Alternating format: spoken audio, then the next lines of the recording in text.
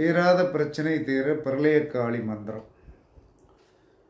ஓம் மகாதாரண்யாய ஓம் மகாதாரண்யாய சகல துஸ்தான் தாராய தாராய தரதர ஸ்வாகா. ஓம் மகாதாரண்யாய சகல துஸ்தான் தாராய தாராய தரதர ஸ்வாகா.